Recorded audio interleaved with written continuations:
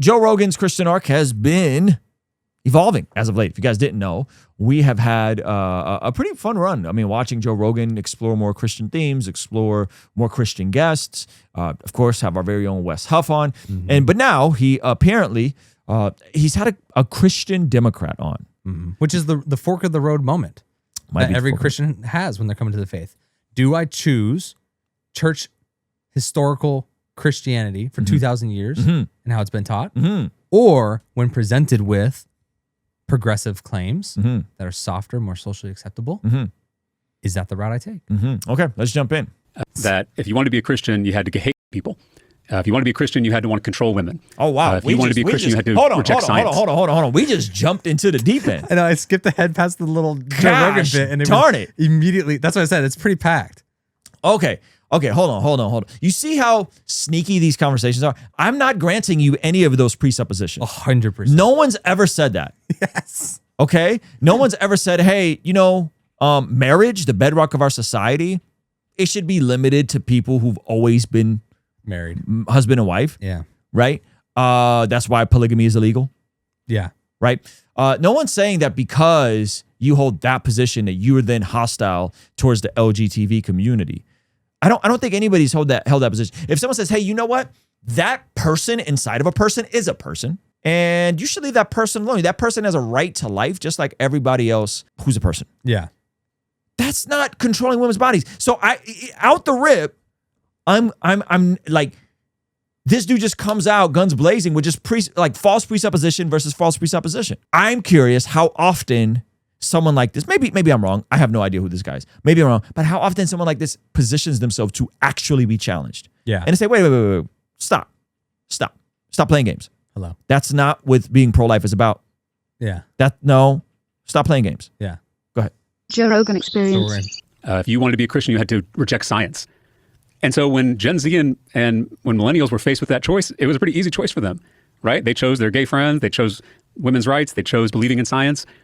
And that, in my opinion, was always a false choice. And in fact, a lot of those positions that I just mentioned are contrary to biblical values, to the teachings of Jesus. And so, there's always going to be progressive Christians and conservative Christians. That's a very healthy debate we should always have. But in this country, it's become synonymous with right-wing politics. So much so that when people hear I'm a Christian politician, they just assume I'm a Republican. Okay, hold on. This is like whiplash. Why do you think it's become synonymous with right-wing politics? Why do you think that is? Maybe because the folks on the left, the Overton window shifted so far to the left. Yeah. Where is it a man? Is it a woman? Is it whatever you want it to be? Is it a baby? Is it not a baby? Is it a clump of cells? Whatever you want it to be. It's whatever you decide it to be.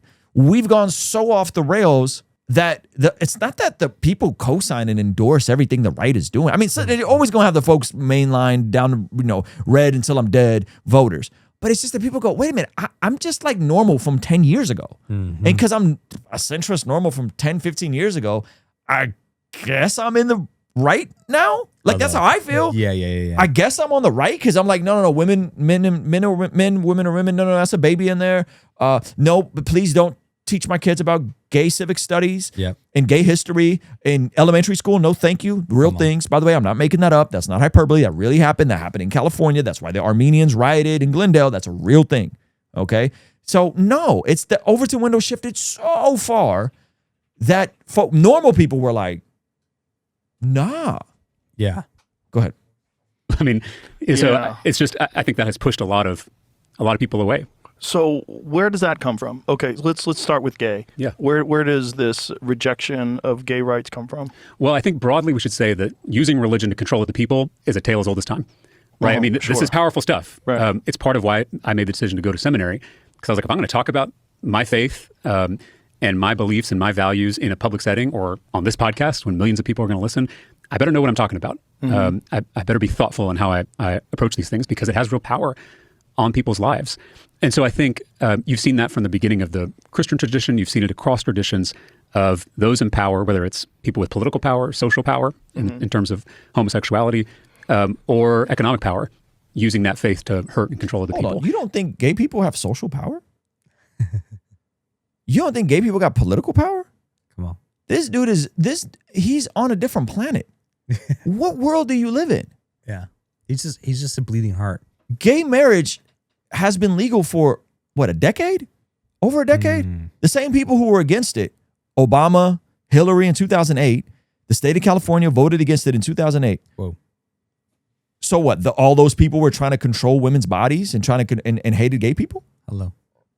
This is what I'm saying. You start pulling on this thread, and this dude has not critically thought about any of it, in my opinion, or at least hasn't been challenged. Yeah. So why does what is it about the scriptures? Okay, well, the gay issue is one of the things that's not just, it just doesn't say it where you can be like, oh, it's a mistranslation. It doesn't really mean that. It's a mistranslation. No, it literally describes the act. Yeah. In Leviticus, it describes a man laying with a man. What do you just lay down to cuddle? They lay down to keep each other warm. Yeah. In Romans, it describes the act. Romans 1.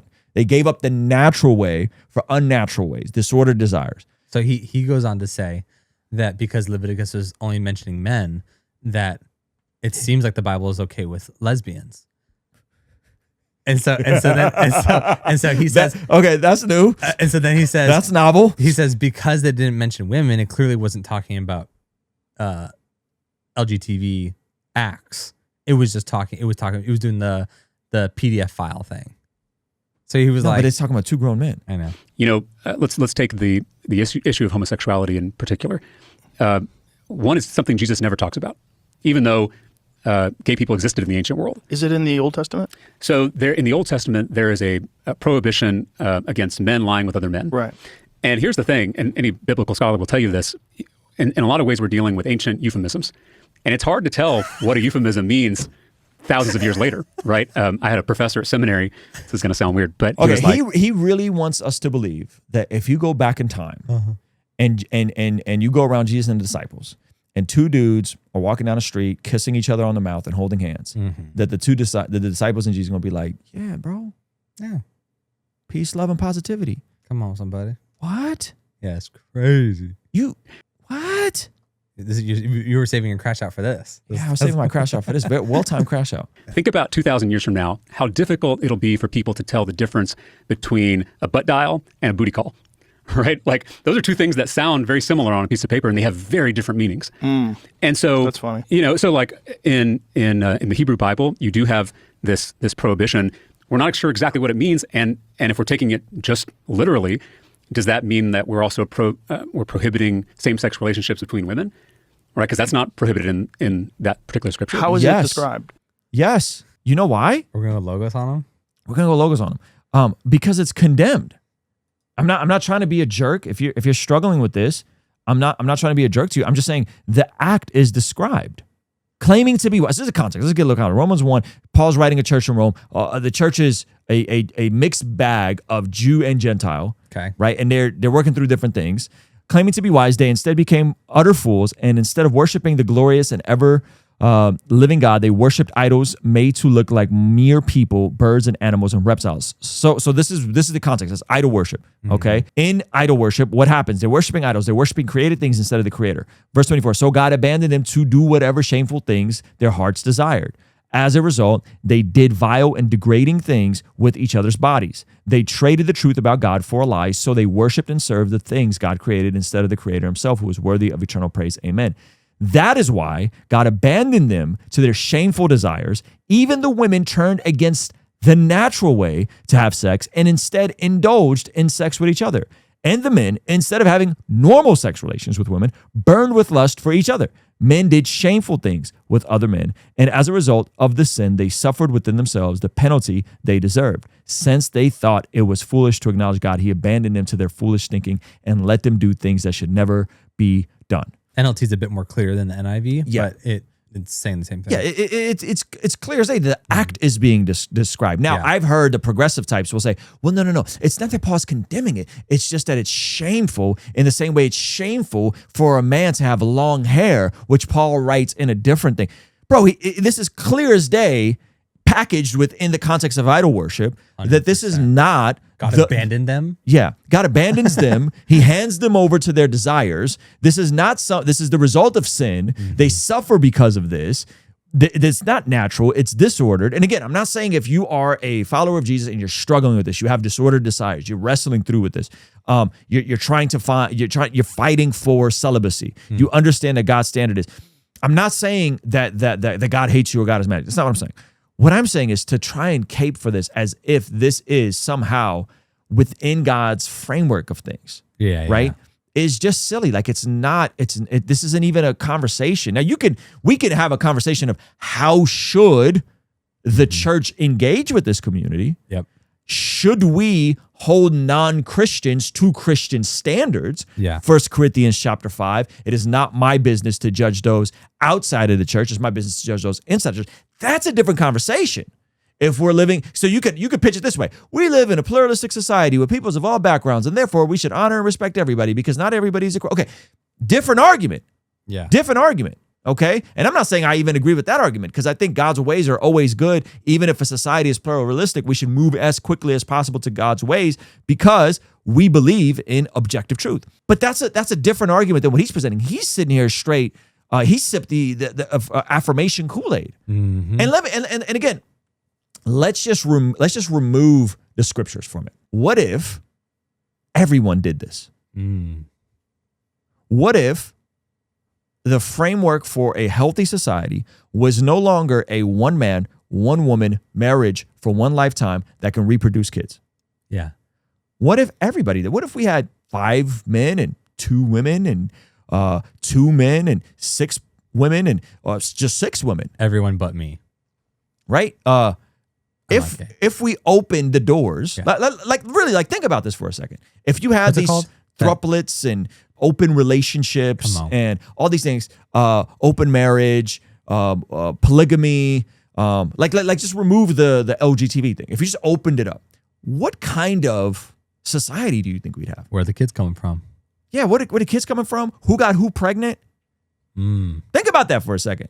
Let's just say it was thruples. God was cool with thruples. God was cool with 4 or 5 people in a marriage. It's just whatever you wanted it to be. Do you think, like, honestly, progressive Christian, do you really think that would make for a better society or a worse society? Right? And so when there are boundaries, it's not because God is being restrictive. It's because, and God is mean. It's because God has an order for things. And anyone with eyes to see can look and say, 2 people are intimate. Baby comes. Come on. Ideally, 2 people intimate in the same household. Yeah. With the baby. One of them nurtures the baby when the baby is young. Come on. One of them goes and hunts and provides for the family. I'm not saying women have never hunted in history. I'm not saying that men always have to work. I'm just saying it's just, you just look at it. You just go, wait, this is how it works. Very straightforward. So all of this cope is just outlandish to me. That is homosexual. Yeah, exactly. We're waiting for that. Hey, thank you so much for watching this video all the way to the end. If you liked it, then hit the like button. If you liked it a lot and have a thought to share, leave a comment.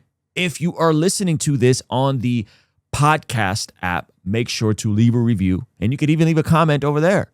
And if you want to watch another video that is recommended just for you, hit this video over here. Let me know if they nailed it. Also, you can partner with us monthly, which helps us out a lot in our monthly community. Get access to early drops and all that kind of good stuff over here. All right, I'll see you over there. Peace.